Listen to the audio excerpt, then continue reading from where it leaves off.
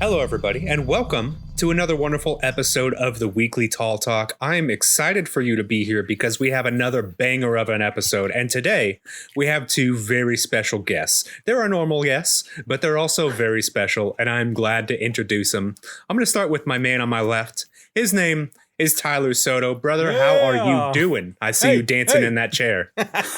DJ Siler. There it is. If you guys heard our last episode, that was quite the intro, Corey, that you put in there. Thank you for that. Thank you. Appreciate that, That brother. was 4 episodes ago, but I will probably put it in our last one, too. Shit. We'll see what Very happens. nice. Oops. The timelines are blurred, brother. Yeah, a little behind the scenes, we record these out of order. Oops. Makes it interesting. I like it. But yeah, Corey, I'm doing great. Never better. Hell yeah. Never better. Wait, Not even once. Not even one. Never. Let me re-record that because we've had this conversation. We've said this before. You're like, never better than this moment, and you like roasted me. We can retell the jokes. It's okay. All right, let's start over. Yeah. Tell us how you're doing. Okay.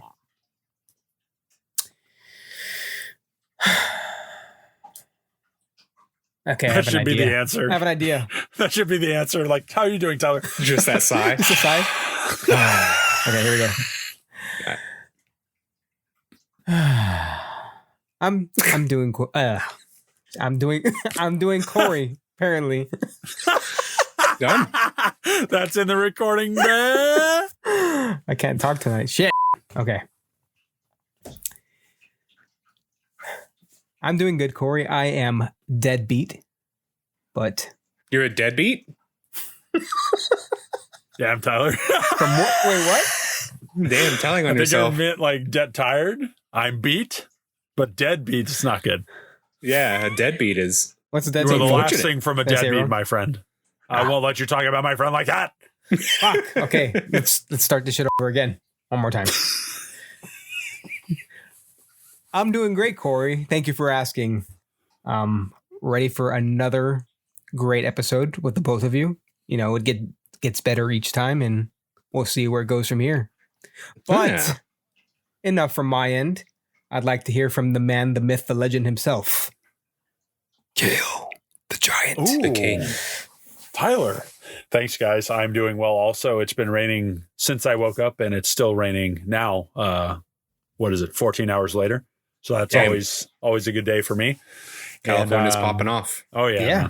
Storms are blowing. It's going to be Waterworld, and now I'm Kevin Costner. Ooh, Oh, with the I'd web watch toes that. and everything. I've Cale seen him. Costner. It's terrible. But I am very much looking forward to this episode, especially when Corey's hosting. There's a little bit of zest coming. I feel it. Oh, yeah. Always.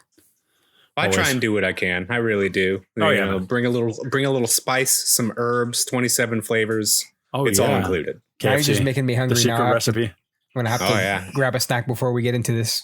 All right, Get get your that popcorn. vegan drumstick or what? Here we go. We're ready to go. But how are you, Corey? I'm Yeah. doing fantastic, brother. It is. It's great.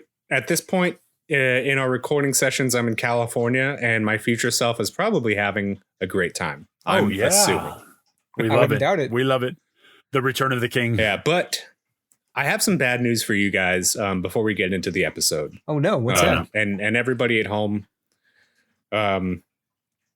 I received some negative word. Well, maybe not negative, but listen, I went out and I did something tonight.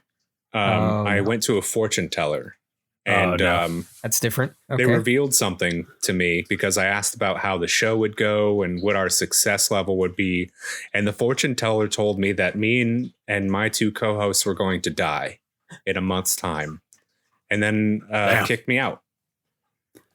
Just like that? So that's probably the worst feedback that we could have Yeah. gotten for Wow. the show. Yeah, I paid It's not good. $35 for that, but I think it gave me an idea for an episode. Oh, yeah. Are you guys ready to Wow. hear this? Because typically we start off with a short story, but I just spoke from life. So instead of doing that, we're going to go ahead and go into our question of a would you rather. Straight do into it. Yeah, let's go Wow. ahead and do it. Let's go, man. Ready. So I know the date of my death, and I have a question for you guys. Would you rather know the date of your death, or the manner in which you die?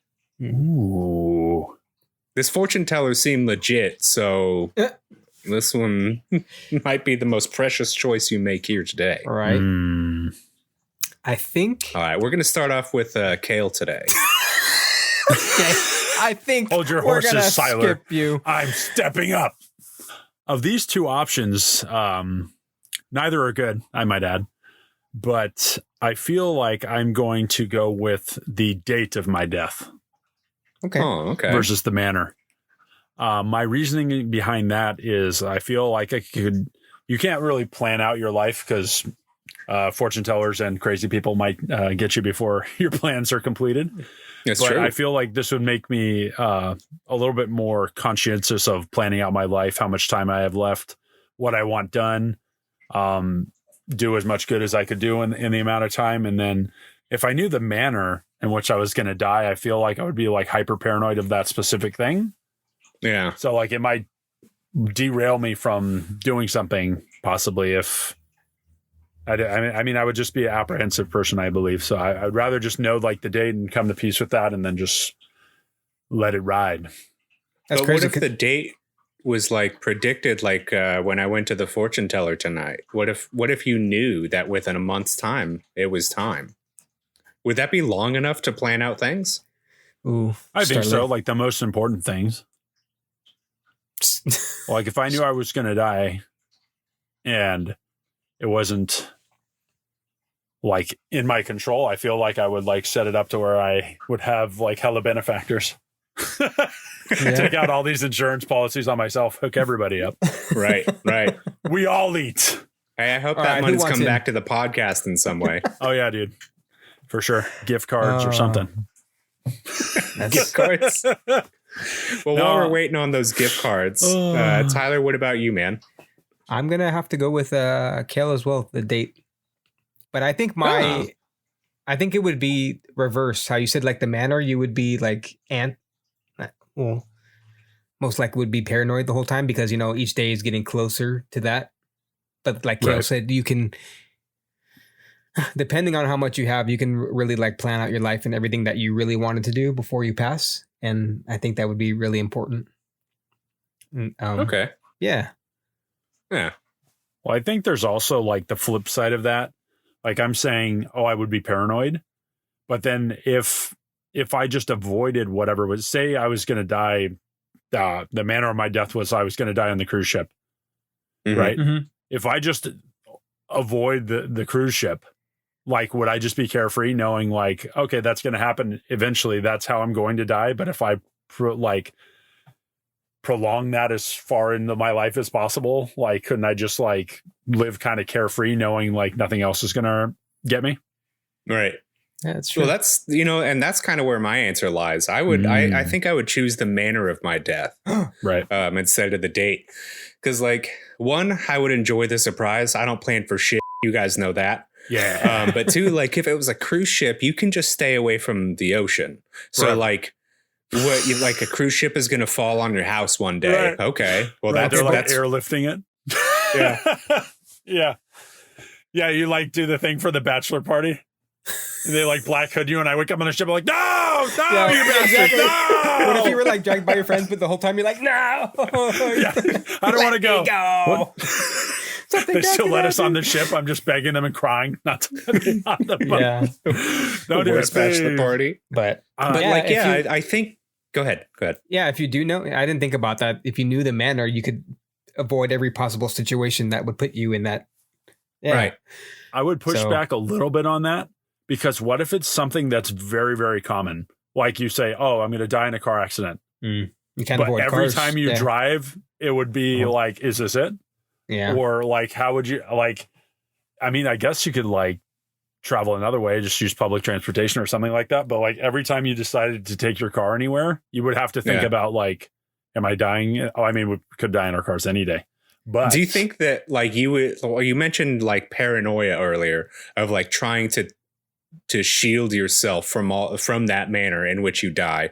So like, could you not, if like it like you said, if it was a car accident, then you could make steps to go around using vehicles or being by them. So like you buy a house in the middle of nowhere and you take your bike there and then you hike to your house and it's like several miles away from anything. Right. So you're living like secluded, but there's always going to be a car that's going to kill you somehow and at some point. Right. It's always looming. What if it's something you can't? What if it's something you can't escape, like something so common, like you were saying, like a heart attack or something that you can't avoid, like a meatball. Yeah, death by choking food. on Italian, and you have to eat to survive. Like, what are you just gonna starve? Yeah, you have like an allergic reaction to something. How are you going to ever know what an allergic reaction would do? There's some things that are unavoidable, and I guess coming to terms with that would be one of the ways.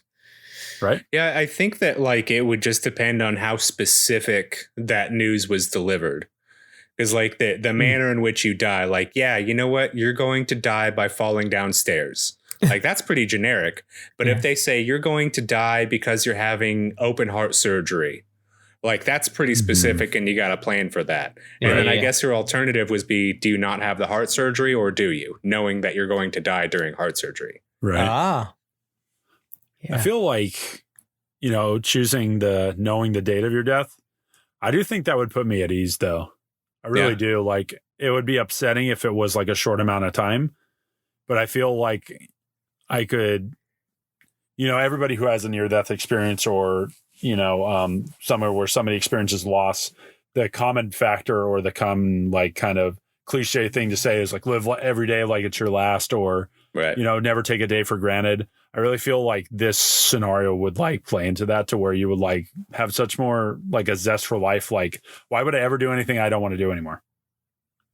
True. Depending on the thing. I mean, if it's 50 years in the future, I mean, there's I'm still going to work my job. I'm still going to do all my stuff, provide, try to do the right thing. But if it's like a year or two, why would I ever, just sell the house, like just do as much as I could do. I have a question. Get everything in order. Yeah. What if it was at like the day after, like what if you just had one day? You can't really come to terms with that and so quickly, can you? How do you feel about that? A day's notice. It would just be heartbreaking, I would imagine. I mean, everything you've known or grown to appreciate or love or work towards would just be done in 24 hours. I mean, I don't know. I don't think that's enough time. Do you think that you would be able to cope with the sudden reveal of that information? Probably if you had 24 hours to live based on this information, do you think that you would be able to function, or would you just be miserable the whole time? I'd probably be miserable. Be like, you should have gave me more time. Right. Yeah, I really feel like I that's too much to handle like at once. I mean, imagine. I feel like I would be okay. Oh, really? But it would like hurt me way worse to tell Debbie or not tell her and have it be a looming thing where like my family's going to find out tomorrow that like I don't know. How do you keep it together? Right. Damn, getting satisfied. It's not even real. If you knew the date in which you died, do you think that it would be a self-fulfilling prophecy? Because like, okay, let me set it up. Okay. You went to a fortune teller and they told you you're going to die on this specific date. So you live your life according to however you want until you get to that date. But you know that that's going to be your last one because somebody told you that that's going to be your last date. So like, do you live that last day as if it were a self-fulfilling prophecy? Or do you try and live it as if you were going to have more time? Yeah, Siler. Yeah, dude. It's pretty deep. Answer the question, brother. Deep? Not on this show, brother. No.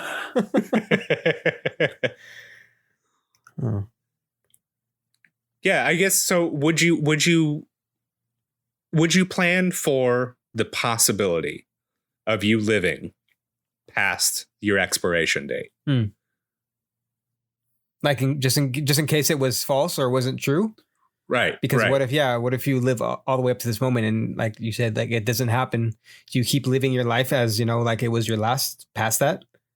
Yeah. Right. Yeah. I think I would try to be optimistic. Yeah. Like maybe it was wrong. Maybe they were wrong. Right.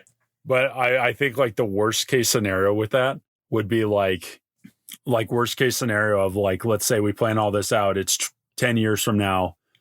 I'm just using myself as an example, obviously, because this is the hypothetical. Yeah, you guys are fine. But everybody's kind of come to terms with it. I really wholeheartedly believe it. I've kind of like rallied everybody around it. And then let's say that day comes, nothing happens to me.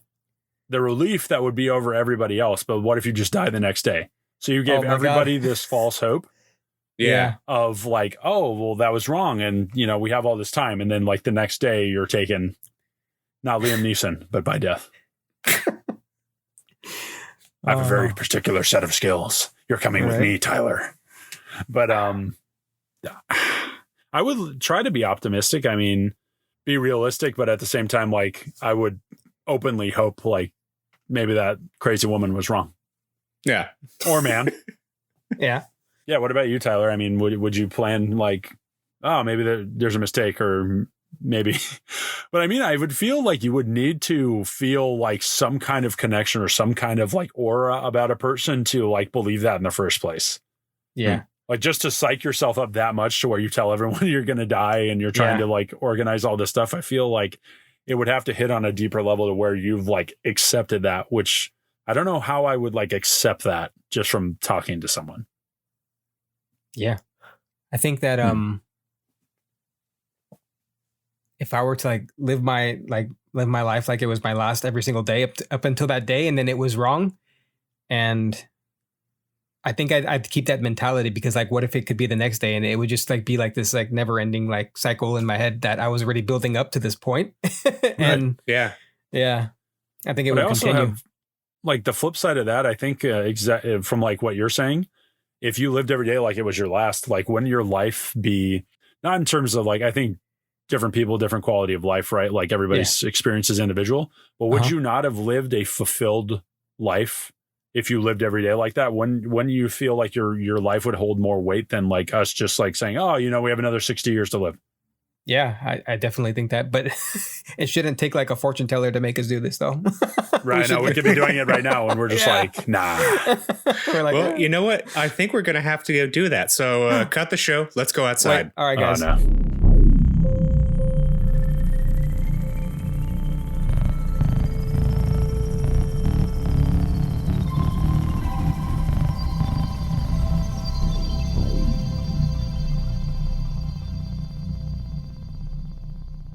Hey everyone, my name is Tyler Soto, creator and host of the weekly Tall Talk. I would like to say thank you for listening to today's episode. If you like what you've been hearing, we would love to know what you think. After the episode, don't forget to leave a comment or reach out to us on our socials where you can find us at the weekly Tall Talk. We're excited to say that we're working on a couple other awesome projects for this year. If you would like to know more about that or find out what else we're working on, we have a Patreon and Discord that you can subscribe to where we can be found at Tall Tale Network. And if you have any other questions or ideas for what you'd like us to discuss on the show, please email us at talltalenetwork@gmail.com.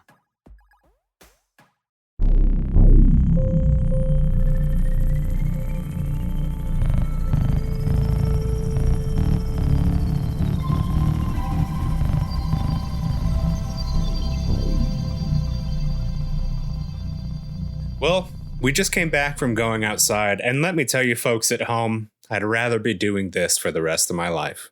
Being right here with my two best friends, Cale and Tyler. That's really heartfelt, and Corey. Asking questions just like the one I'm about to ask. Hell yeah. Let's hear it. Which do you guys think you would be more receptive to? A medium or a spirit board? And if you don't know what spirit board, a lot of people refer to it as a Ouija board, but we're not supposed to say Ouija board because it's copywritten. So we're going to say spirit board for the rest of this. Get on the Fair same enough. page, folks at home. Yeah. Don't say it. Don't pay anybody. Right? Don't think it, don't say it. Yeah. Don't speak its name.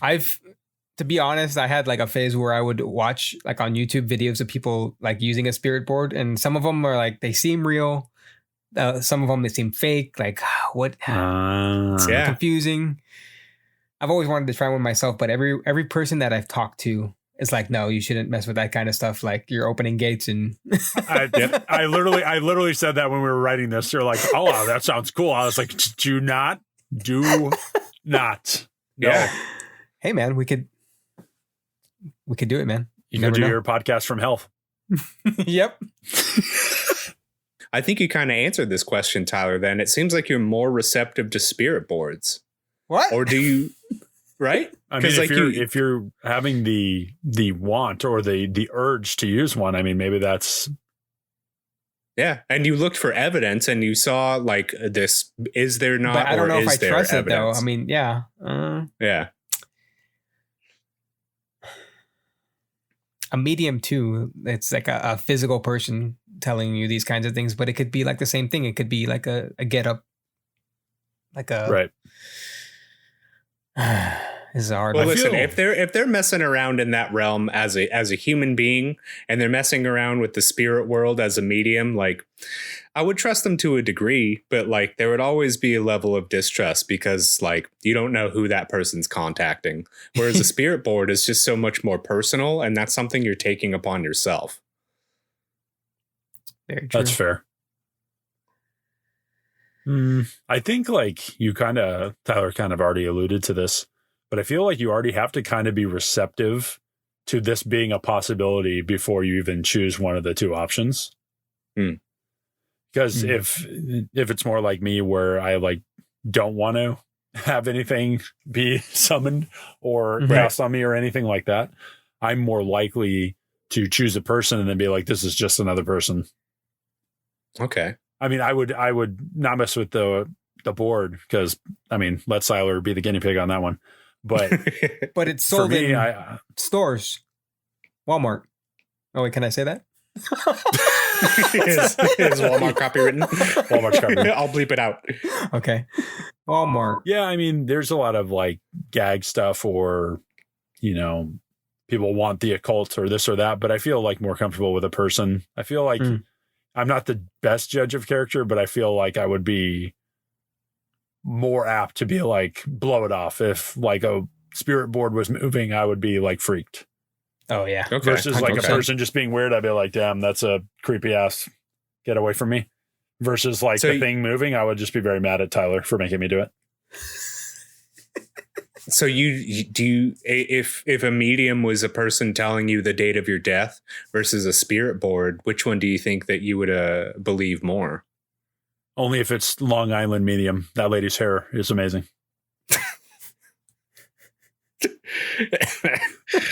Long Island medium, if you want to be on the show, please hit us up at talltailnetwork@gmail.com. We have some questions you have answers to. I'm sure that interaction would go just so well. Yeah. I'm going to choose the medium myself. I'd rather deal with people who are alive currently, as far as I know. Okay. And kind of channel it through that and have that human connection versus like Tyler said, man, the boards are a doorway, man. I kind of believe that stuff, so I don't want to even begin. Have you had a bad experience, Cale? I don't know. You're kind of like really sensitive about the subject. I need to know what's happening. Yeah. You see that, Corey? Do you see it? I do. It's coming out a little bit. The fear is real. I haven't done a spirit board. I haven't done any of that stuff, but like my mom, my sister, my wife, and now Dosen, that Dosen is a buddy who's living with me currently, but they've all said that they've felt spirits in this house and they see shadows and they do that stuff. And I am just so not into it, man, that I just close myself off completely. Gotcha. Yeah. I mean, I'm in the closet right now where they think all the energy is. So I'm always kind of spooked a little bit whenever I'm in here. You picked the perfect spot for the podcast. I even have like little things that I do to myself that I'm sure like come off as like OCD or like kind of unnecessary, but I always say no thank you whenever I close this door. I have a question. Debbie leaves this door open, but I get freaked out. Nah. Do you feel like the more that you don't acknowledge it, that less things happen to you, or you think that they'll happen either way if you acknowledge it or not? Right. Like the energies around Great you. question. Yeah. Nothing's really happened to me because I've been so shut off. Okay. I'm not receptive to anything, so I don't want to see anything. I don't want to touch anything. I don't want to deal with anything. Wow. So I feel like so you're making yourself unobservant to that For that sure. world, that plane of existence then. Yeah. Like I could acknowledge it, but I'm never going to like embrace it. I'm never going to allow that to come anywhere near me. Yeah. Like even if I like wanted to believe it's like my dad's spirit or something like Yeah, that, I or was about to something say, that's yeah. like a good entity. No, Yeah. I'll deal with that when I'm dead. Not now. Leave me alone. Give me some time. Give me my privacy, man. Right? Yeah. He's going to become a ghost and still have a hard time dealing with it. You can catch me Oh later. my God, man. Not now. Later. Don't tell me now. I don't want to hear it. Oh, that's So funny. no personal experience, but when like 4 people around you are like, hey, Yeah. and then I just say, don't talk about it. Don't even mention it to me. I don't want to know. Okay. It's not out of fear. It's just like, why provoke that? It stuff, sounds man. like it's out of fear. I just don't want to deal with it. I don't want to be in a really crap horror movie where I'm like naked and there's like What? stuff happening in the Wait, house. why were you going to be naked for this to begin with? I sleep naked. What happened there? Oh, I Did feel the like all ghost this take off stuff is your going to clothes? happen in the dark. Yep. Maybe Damn. I'll offend the spirit and they'll leave. No, yeah. It'll be more like a scary movie than it is The Yeah. Exorcist. Exactly. Now that you guys have gotten this information out of me, time for answer the question.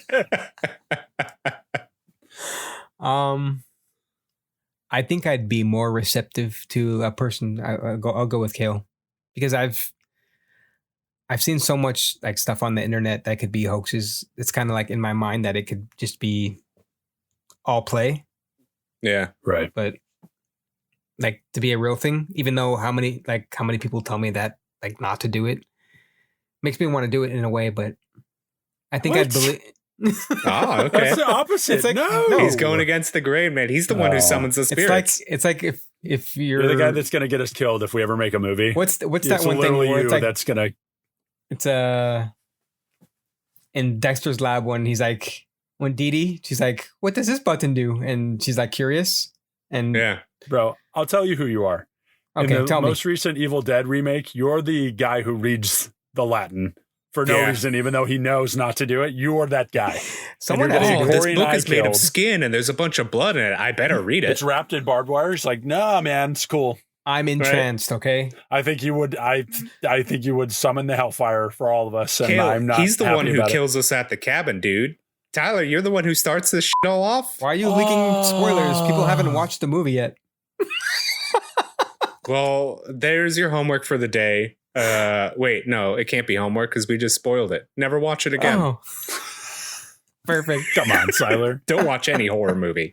Never. They're bad for your mental Never. health. It's good. Why do you think we're like this? Damn. So you'd go with the spirit board, huh? You think?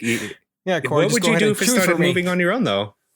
Would Huh? you freak out If you asked the questions and then answer after this. like the, if it was by myself and started moving, okay, I'd for sure freak out. But if you're in a group, you don't know who really is moving it.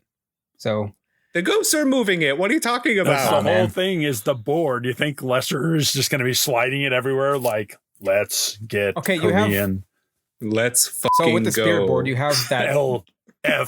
I don't know what it is. Is it It's the little wedge thing Exactly. that you So move. you The have little multiple like hands spine on it. glass. called something. Yeah. Yeah.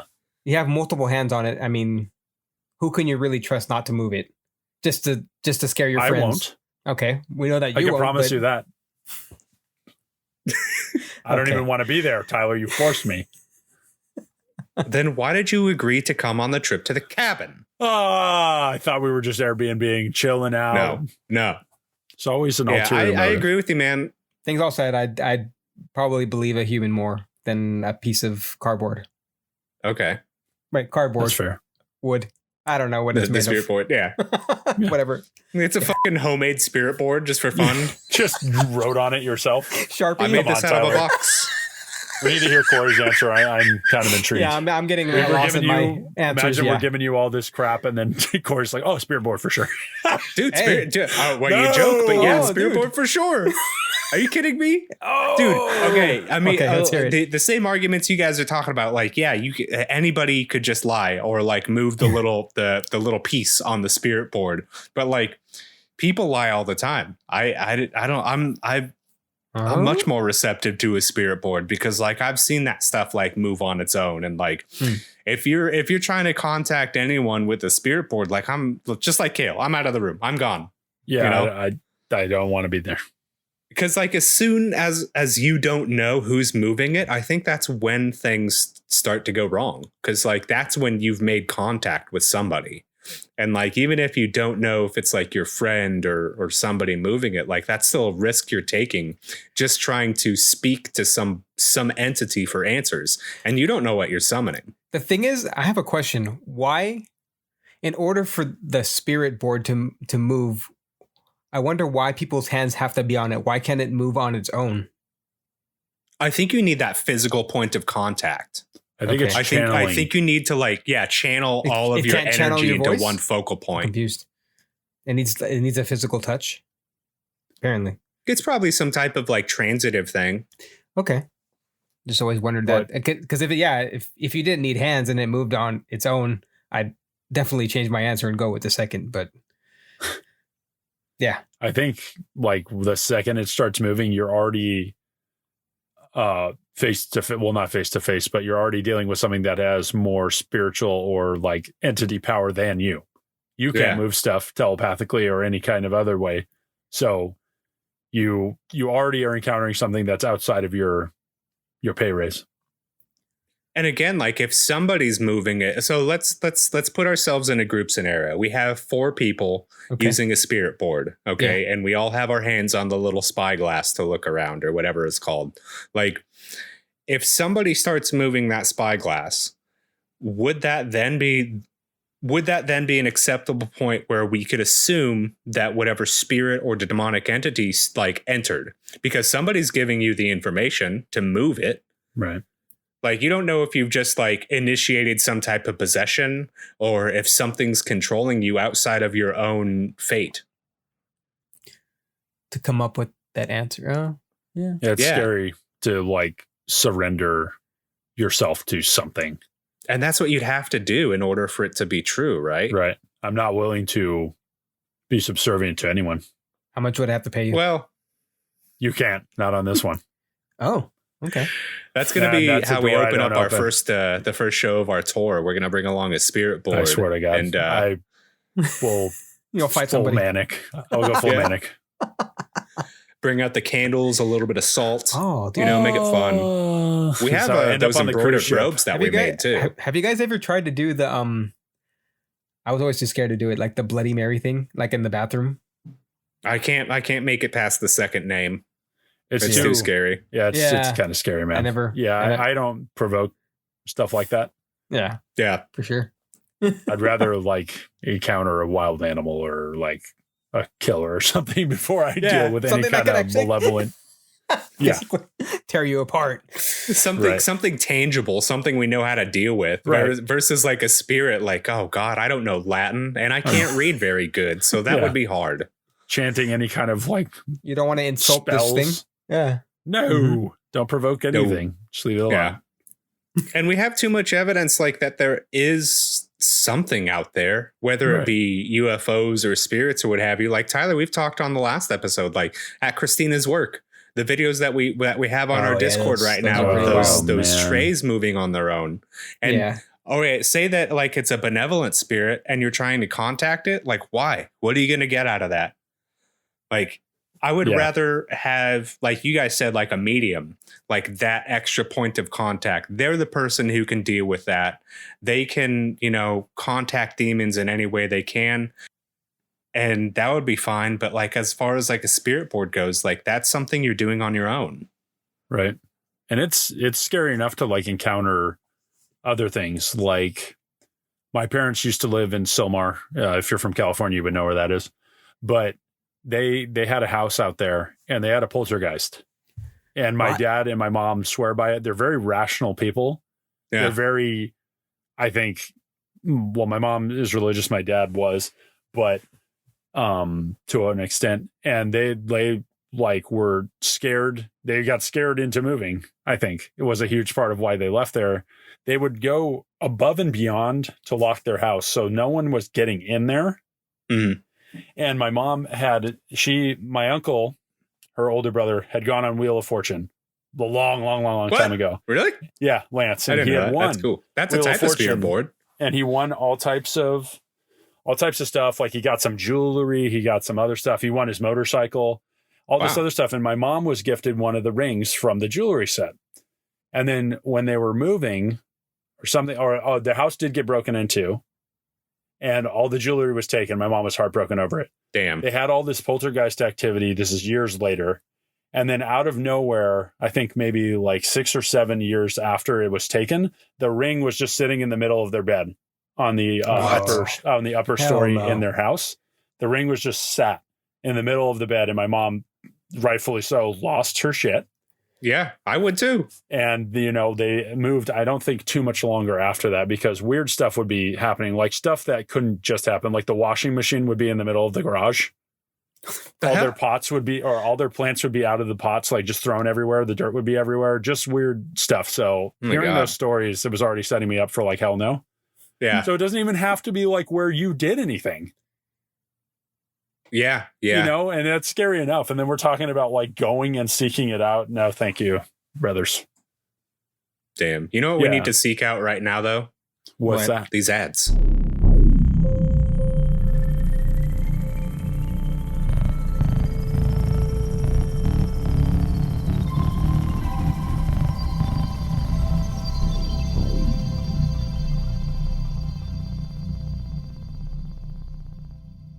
Hey, it's your boy Mason from Men of Misfortune here.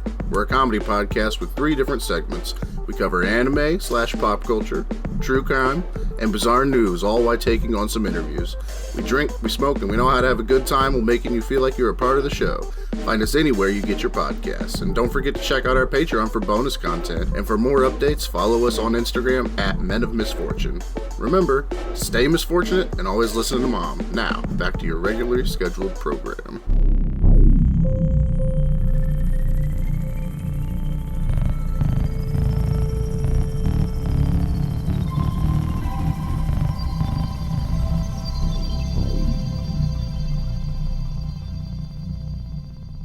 And we're back. Thank you for joining me for the last half of this episode, guys. I have a few other death-related questions. Wonderful. Yeah, I know. We're gonna keep it really light today, and that's what I love about the show. Sounds good. Dude. Do you guys have any near-death experiences? I know we've talked about Cale, your incident with the train on one of our episodes and things like that. But is there anything else that's happened to you guys? I know some shit has happened to me, but we'll go into that after I hear from Tyler. Trying to think. Not that I can recall. I don't know if I've said it on a past episode, but I think I was a kid and it was like a barbecue at like my grandma's house, and I was in one of the floaties, but somehow I like maneuvered my head underneath like one of the holes, and then my head came up on the other side. So like part of the floaty was on the back of my neck, so it would push my head back into the water, and I was like in the deep end. So I had to swim all the way to the edge of the pool to like grab on and like take my head over. But I was like, that was really scary. I kind of remember that when I was like, that could be traumatizing for sure. But did you have family around, or was it just you? No, there was family. Like it was like a whole barbecue of like people, but I don't know. I guess nobody was paying attention at that time or what they were doing. But thankfully, were you pretty young? Yeah, it was like so long ago. But recently, any experiences? Not really. I've been pretty good so far, thankfully. Okay. Yeah. We'll keep it that way. Good. Yeah. What about you, Corey? Yeah. What about me? Oh man. Okay. So I had a near-death experience when I was about in my early teens or so. I grew up in Southern California, just like Cale and Tyler, and I was always, what would you say, like an hour away from the beach or so? Give or take, yeah. Yeah, where my hometown was. So like I never went to the beach growing up. My mom didn't drive me there really ever. So the only time I went was if somebody took me or like on a few school trips, I remember.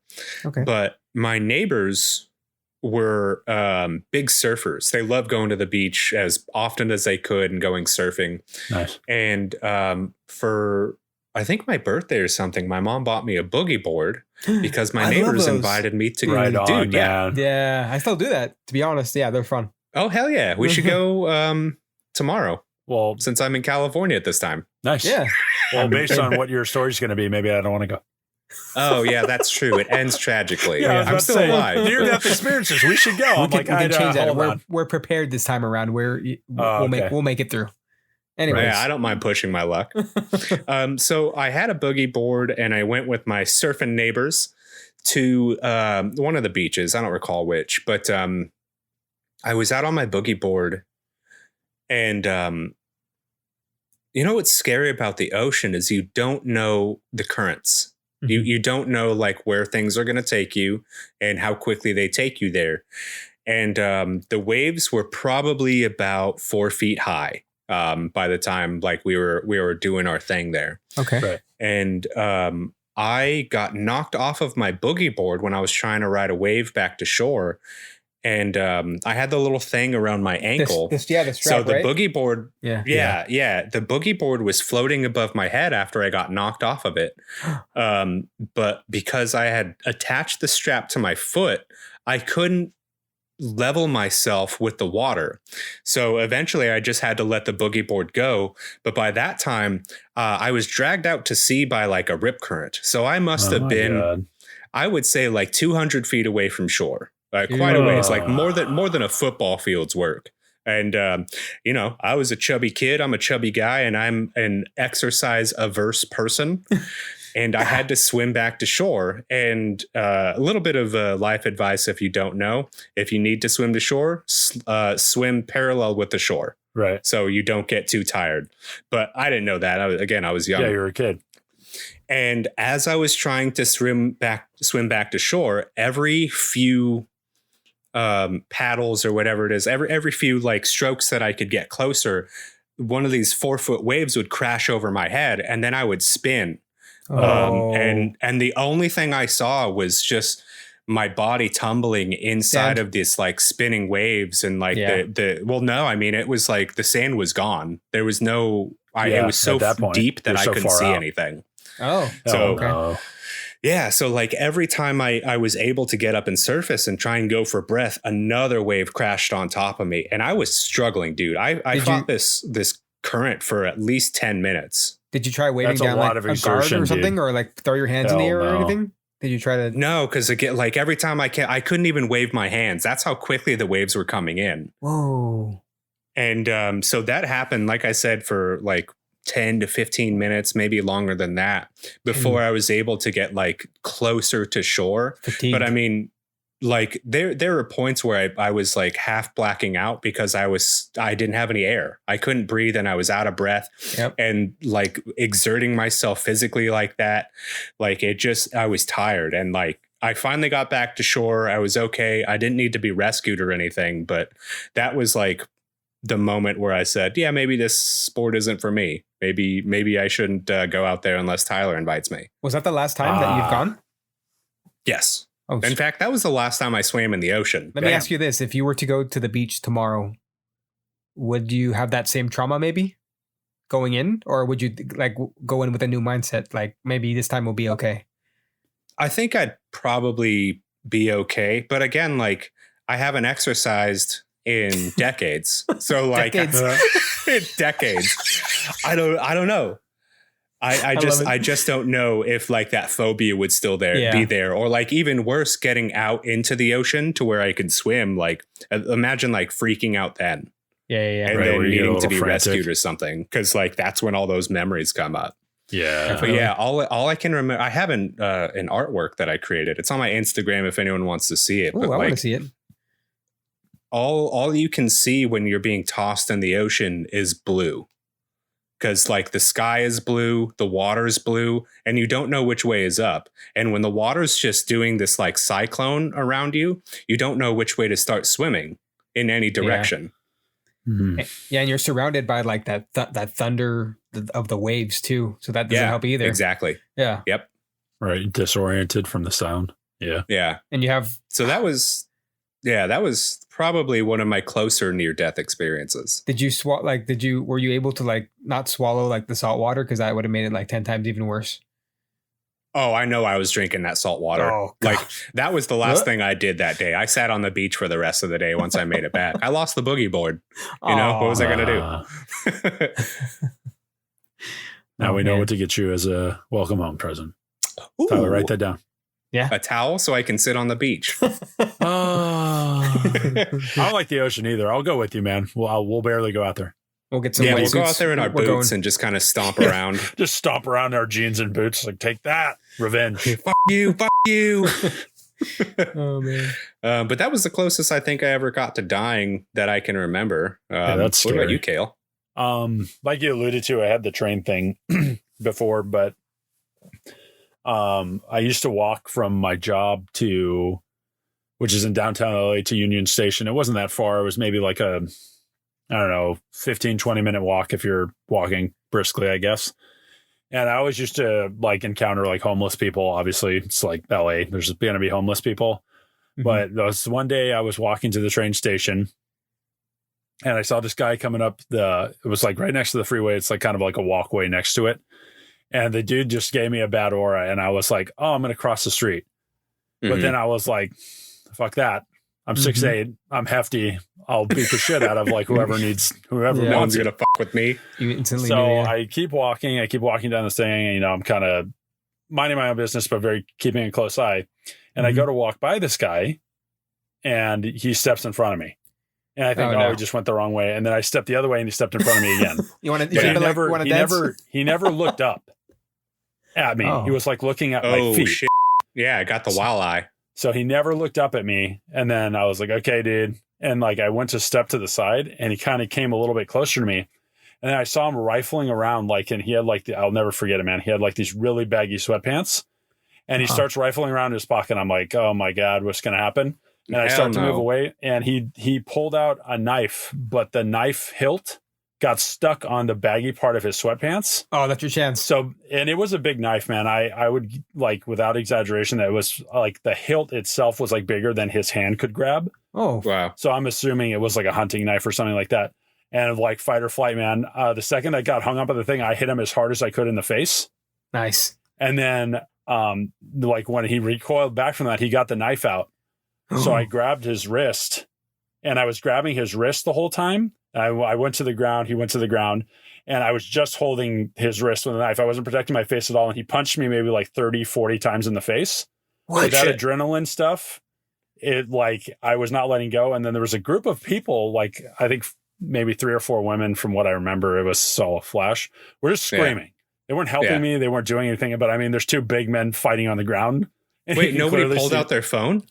No, this was before that. I think this was, and I was about, this was about like 2000, I think late 2009. So I was 19.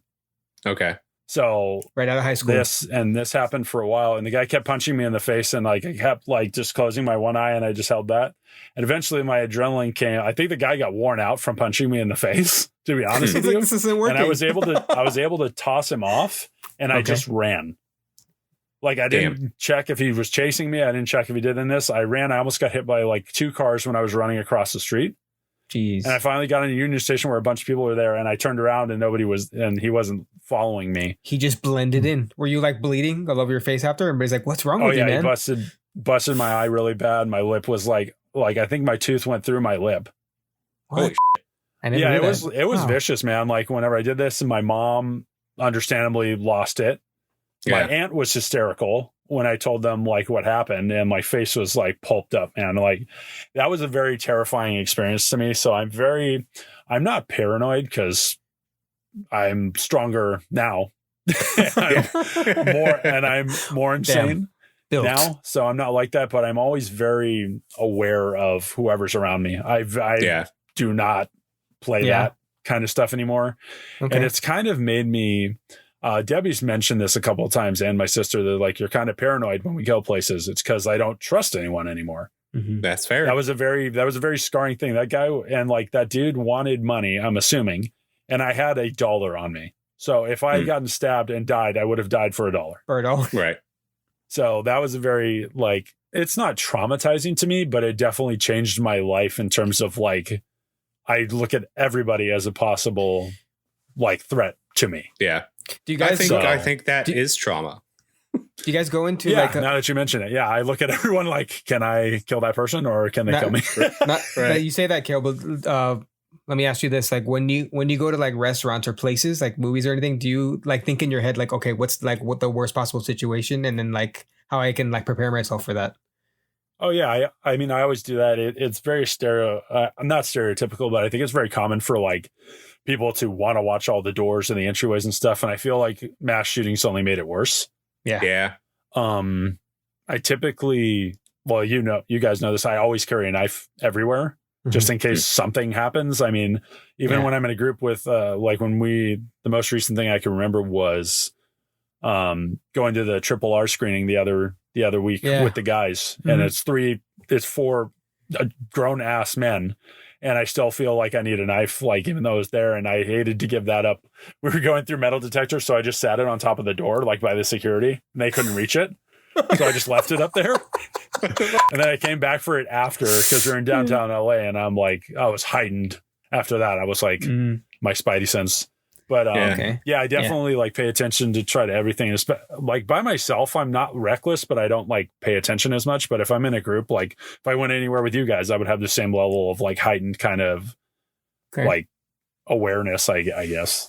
Yeah. So I guess that is trauma. That is trauma. Yeah. I would absolutely say that's trauma, but it's well placed, that sense of fear for the everyman. Cause like I've never been assaulted or had any problems like that. But like I've said on the show, and like Cale and I have talked about several times before, like it only takes one person having a bad day to ruin your life. Right. It just one person and one random encounter, and you just happen to be the person in front of them. And like that's what's terrifying to me. Yeah, that's a very real fear. I mean, you never know when someone has a psychotic break or snaps, or I mean, I'm not trying to like make anybody feel uncomfortable, but like it is a very like real thing of like there are bad people and stuff. Just be aware of your surroundings. Try to be careful, I guess. Sure. And you never know who it's going to be. Right. Yeah. Could be Siler. No, they could be. I'm too good to good. That's true. Dudley Do Right. Yeah. Brendan Fraser. He's too good. But hopefully none of us have any more experiences. Yeah. I hope. Tyler, stay away from the pool. Corey, the ocean. Me. Everyone. Well, a fortune teller predicted our fates earlier. I don't know if I should actually reveal to you what they said. Well, you know what? Maybe we can take this ad break and I'll reveal a little bit to you guys. Okay.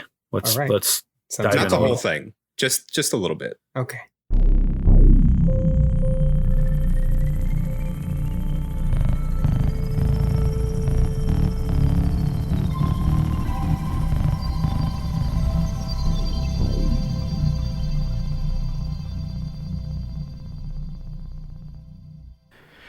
Howdy, my name is Paxton, and I'm the vocalist for End of an Era and the co-host of Hammer Smash Podcast. The Hammer Smash Podcast is a semi-weekly podcast where we talk about metal and life stories, and End of an Era is the heaviest band that you have ever heard in your life. We're on Spotify, we're on Apple Music, we're on YouTube. Check us out.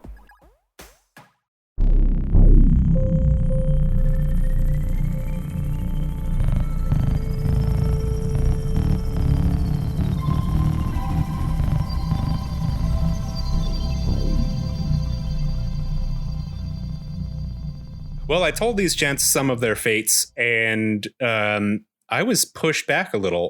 What was that you said, Cale? There is no fate, but what we make, Corey. And I think that should be everyone's mantra. You should know that. I like that a lot. Right. Or else. Yeah, we'll have to get that tattooed somewhere. Yeah. No fate, but what we make. Remember that. I'm thinking about fate and what the fortune teller told me before going in, and we're dying. I'm sorry. Yeah. Yeah. that got Cale. Yeah. So when it happens, when we go to that great boat in the sky, what would you like to happen to your body after you die? Are you going to do cremation? Are you going to be buried? This is I'm assuming we can have this like legally as a living will. So let's put it on the records now. Be serious. I think about this topic from time to time, but I never go like fully into it because it scares me. Just even like thinking about that kind of topic. Oh, okay. I kind of push it away. Yeah. Yeah. Okay. So I don't know if I have a definite answer because like my mom is cremated and then my dad is buried. So Right. I don't know. I don't know if I have a definitive answer for that one. Let's hear your guys' for now and maybe I can decide then. Yeah, we can do that. We'll come back around. Okay. Sure. I got an answer for this one. Gotcha. And this is something that I've seen online. So I don't know like if and when I die, like if it'll still be available, but I know exactly what I want if possible. Let's hear it. I would like to be cremated essentially and mixed up with mycelium. And I would like my body to grow into mushrooms. Or if that's not possible, then I would like to be buried into, like, again, cremated again, and then my ashes spread amongst mulch for a tree. That's how I want to be brought back into this earth as a fuel of carbon for another source of life. Ooh. I think that being buried, going through that process of having your body chemically cleaned and then like, you know, kind of preserved. Mm-hmm. I think that for me, it would be a waste of what I would want to see happen. I would want to see all of my body used for everything that it could be. Right. Like, I don't know if they can do anything with organ meat, like grind it up and make it into mulch. But if that's a possibility, hey, give me a shout out. But Let what me if know. they use your Right. body for future like not experiments, but like you know how they dig up mummies, like what we're doing now. But what if like the future generations were to study your body? Well, that's why I don't want a body for them to study. Because also, like, if you get buried, like that's I don't know if you heard, guys, but that's how zombies are created. Oh And my I will God. never want to come back as a zombie. That's true. Never. Yeah, but if you're talking about like my body being exhumed or something like that, I don't want that happening. I've committed how many crimes? 1, 5, 6, many crimes, and I don't want my DNA evidence coming out in that. You're almost in double digits, which I'm very proud about. Thanks, man. You're getting there. Like every couple months, like, all right, let's do a crime. You know, and you know, Why? people can't see us when we're recording. Not yet, at least. What is We're working happening? on that possibly. But Yeah. it's always really funny when Corey and I have these conversations because Tyler thinks we're joking. I know. has It's like, no you guys idea. don't commit that much Wait a crime. second. It's like, brother, we're in 2 different states. Those Why do you those think we do charges that? go across the nation. Where's the exit door? From your own house, we've bolted it shut. So you Right? can never leave. But yeah, that's how I view it. I don't view death necessarily as a sad thing. Although I am sad for the people in my life who do pass away, cherish their memory, things like that. But yeah, I would want my body to be repurposed. I guess I want everything of my being going back into the earth without having a burial plot and taking up space inside of a wooden coffin or something like that. Right. What about being buried with somebody? Does that change it? Or Like- no? You Like, still- like in the same like coffin? a sacrifice? To the old god. To the old god. To the old god. To the old Yeah, same coffin. Corey. Still no? Just Doesn't buried change your one on mind? top One of of the those other. sweet, like, heart-shaped giant ones, so you could just be Oh. holding hands in. Yeah, Okay. but they're not. It's my body's still not being used for anything. That's true. It's just taking up more space after I die. This is true. And now we're in a bigger coffin because of another person. Who is this Hell person yeah. I'm being buried with? I don't know him. Tyler, Right? Random. just in your will to be buried together. What the hell? Didn't read that last part of the business contract, did you? I didn't. Damn, the next small person print. in LA County to die, just whoever Snuck it is, throw me it on in top. there. Hey there, Yep. buddy. It's a twofer. But what Got a about you, double Cale? stack. I'm kind of in the same boat in terms of like being buried. I feel my mom's kind of said this along with time, and I'm not religious and stuff, but I do believe in, like, I guess you could call it like people's souls, like your energy or spirit.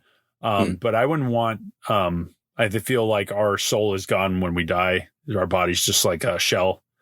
So I wouldn't want to be buried because I wouldn't want people to feel the need to like be attached to a plot or to have to go somewhere to feel like they're near me, Okay. if that makes sense. I think it's good for some people because that's a point of contact. But for me, I'd rather be like, I was released into the cosmos or something. There's no real thing. So I guess cremated. But I also saw this thing a while ago. I know that they paint pictures, but they mix your ashes into the paint. So you can do like these nice big portraits, not really a portrait, but like landscape pictures and stuff like that, where your ashes are in the picture. So like this part of you is in the picture. So maybe something like that would be cool. Unless it's like not somebody's aesthetic and they're like, oh, it's just trash. They just throw it out. Well, it'd be cool too, because like if you're cremated, then we could take your jawbone or your femur and we could make a brush out of it to paint the painting. Ooh, it's full circle. Multifaceted. Wow. I like it. Yeah, I used to joke around about being like cryo frozen or something like that, but I thought that would be pretty funny, like a stupid pose. But that'd be more for me. I'd be like laughing at it if I was just a spirit. Like the Han Solo pose. Nice. Yeah, exactly. Like frozen in the wall. But no, I guess cremated. Yeah. I know there's like those compost caskets also. I think it's pretty similar to what you're talking about, Corey. Where it's like all mushroom. Yeah. So probably the same thing. That'd be kind of cool too.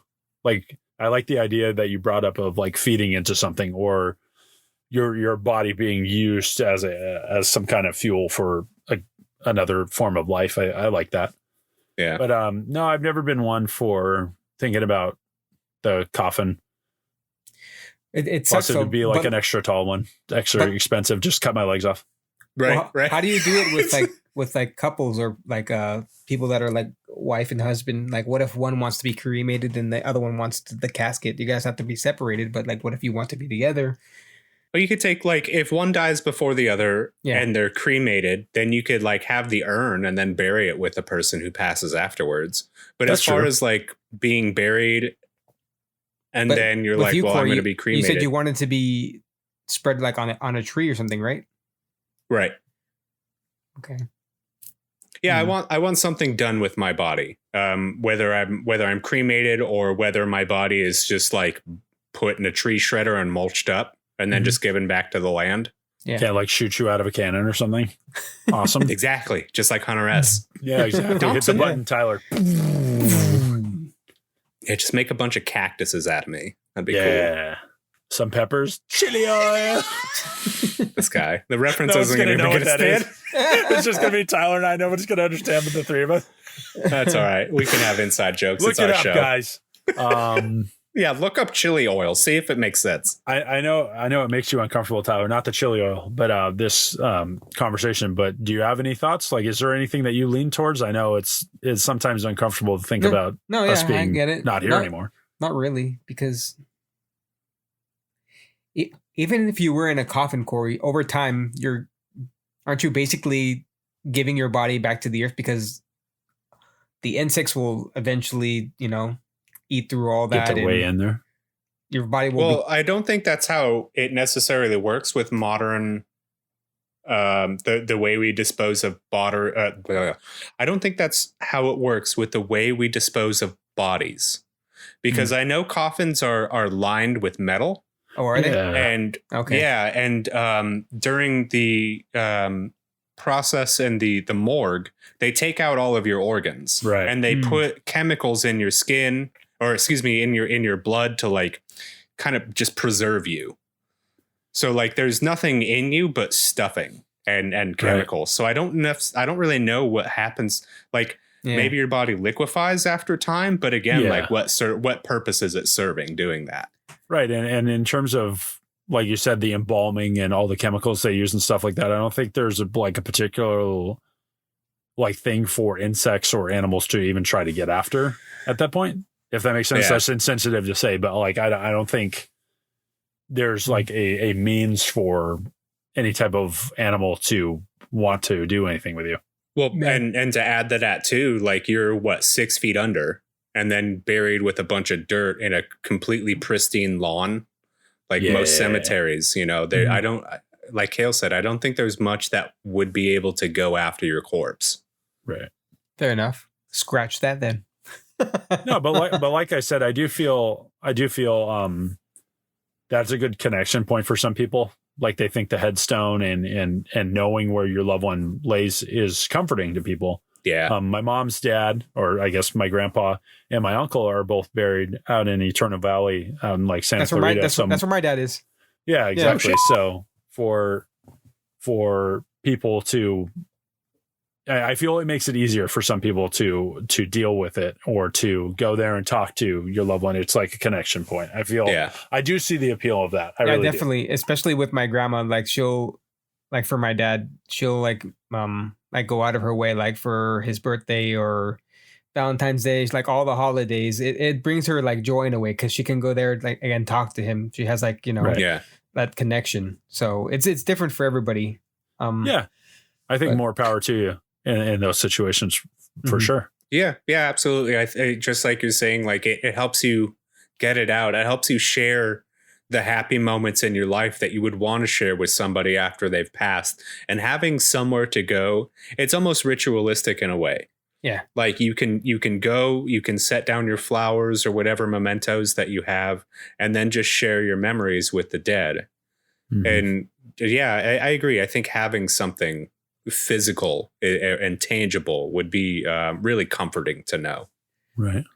And I think my only pushback for that is just having an urn. Because like I know with cremation, you can put your ashes in something. So would having an urn that you could place in your house, would that be similar to you in your mind? Because like then you don't have to go anywhere. You just look over on the mantle and you see Grandpa. That's true. Yeah, basically. I mean, my dad's ashes are right there. Oh, okay. So yeah, no, definitely. I understand. Like I do that. Like I'll walk by and I'll say, "Hey, what's up, Dad?" Or some dumb whenever I'm leaving the house. But it is that connection point. Like at least you like know. Like for me personally, I feel like once the soul is gone, it's just that's like my take.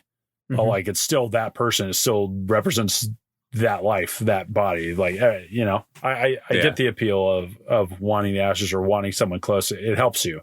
I get that part for sure. Yeah. Well, as we're wrapping up, I have another question for you guys. We'll make it a quick one. What would you guys want the afterlife to look like? If it was in your mind as wonderful as it possibly could be, what do you think it would look like? I think the most obvious one, well, for some people, would be to see everyone that has passed in your life that you love and cherish. Number one. Yeah. Like to be greeted with them, like as soon as you pass, and like just imagine just like seeing all their happy faces, right, and welcoming you. That's what I'd like to see. I don't know about you guys, but that's one of the main things I'd like to see. That'd be nice. I don't know, to feel like warm and just like a wholeness, right? Like a welcoming, a oneness. Yeah. Definitely, like nothing missing. I mean, I think every day, even in our happiest stages, you could feel like something's missing or, I wish, like when I got married, I wish my dad was there, stuff like that. It was like the happiest day of my life, but I still like, there's that longing to not have like a feeling of like anything be missing. Like you said, oneness, sort of feel whole. Yeah. And just that like full on feeling of peace of where like everything's in place would be. Exactly. Yeah. Like, I don't know. Well, I think that's a great point that you bring up, Tyler, because that's what I was thinking too, and not in terms of like seeing people when you die, but I think the warmness, that's the thing that sticks out in my mind. Like, just being able to be comfortable and warm. But like me, if I had my perfect afterlife, it would just be warmness and nothing. That's all you need. Just darkness. Just that, because like there's being able to be in darkness for eternity, surrounded by the warmth and love. I think that would be okay. Just this sense of security, because it would be like being born. I think it would be the cycle of life and where your spirit started, just going back to never existing and then being birthed. I think that pre-existence is that warmness too. And I kind of wonder like if that's maybe why we have similar ideas for that. just a warmness in death and a Right. oneness. Yeah, very, very similar. Like the feeling of warmness, the feeling of like wholeness. I feel like seeing everyone that you love like as their best self in terms of like not having any ailments or not having any sickness or happiness, just like where everyone would be happy and like that same fulfillment that you feel like everyone has, and you knowing that would make me even happier. So like, yeah, I guess just being around the people that you love, like you never have to deal with anyone that you don't want to anymore would be really nice. It's weird. Yeah. I'm gonna interrupt you real quick, Cale. No. Do you, All right. do you think you would have? This is weird. I don't know how to like senses, like smell and taste in the afterlife. I wonder if that would like be a thing, or would that just all fade away? In my personal opinion, I feel like sensory stuff is a very human thing. I feel like, and in my mind, at least, I'll say in my version, I feel like we would be more like, even though there'd be physical representations in what I would want, you would just be energy. Like people would see you as you, but you're just an energy ball, or you're just like not a specter isn't the right word, but like, I would love to just like kind of have that. So like sensory wise, maybe not, except for like your sight, but then it could all, like Corey said, be black and you're like a nothingness void, and it's just your mind being at peace. But you would never know that. to feel warmth, wouldn't that be a feeling or like something sensory? Yeah. Or that would be more of a, I don't know. Well, I think your we're mind tells you if thinking you're about warm, right? terms like warmness in terms of intangible thoughts, because like I think the warmness might be represented just as being comfortable. We're comfortable when we're warm, and there's a certain temperature that everybody's comfortable at where they can be, I don't know, naked and warm or something like that, and just be okay feeling that way. Yeah. Okay. But you know what? We don't have time to get into that right now because I can't be naked in public right now. No, that's a terrible way to end this. Keep that. Keep that. I can't be naked in public. Let's see, all this deep shit. I can't be naked in public right now, so we're going. Love it. Fantastic. Well, we've been talking about the end for a little bit of time now, and now I think it's time for the end of the show. Yeah. Yep. I think that'll leave me feeling warm. Yeah. But before we do that, we got to have some information given about our friend Tyler. Tyler, if we wanted to find you on social media out in the world at any time, how would we be able to do that? Of course, Corey, you can find me on Instagram at Teelo43. That's TEELO and the number 43. I occasionally stream on. Here it is, Corey. Finally. Yeah. This one's for This Lester. is the warmness that I want in the afterlife. This is for you too and everybody else that's been listening. Especially Lester. I know he's probably crying right now of joy.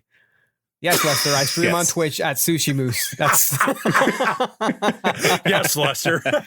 I love it. Sushi Moose. One word. You can find me there. We're also going to try to start streaming on our company TikTok at Tall Tale Network. So you can find us there and come play with us sometime. Where can we find you, Cale, on social media? Ooh, I am Tall Tale Cale with an underscore in between each word and a C instead of a K in Cale.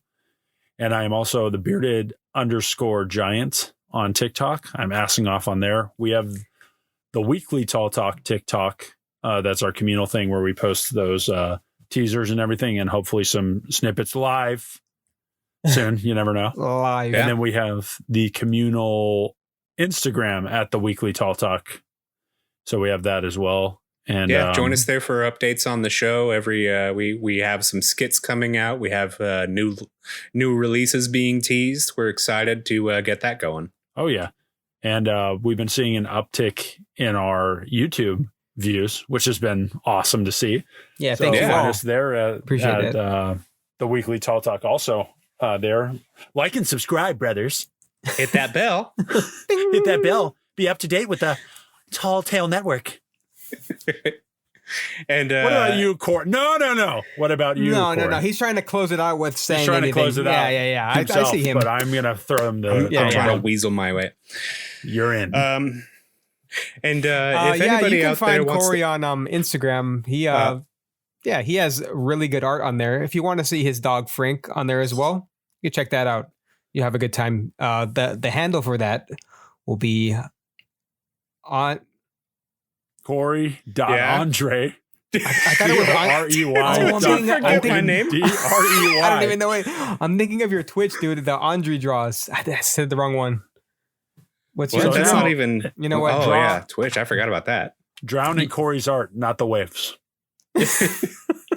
No, just go. Yeah, you say it. I fucked it up. I'll figure a way to edit. If you want to follow me on Instagram at Corey.Andre, Corey period ONDREY. And we've had a couple fans out there. We know who you are. Ask us for some merch. That's something we're going to get into very soon. We're going to be looking at the stickers, maybe some shirts.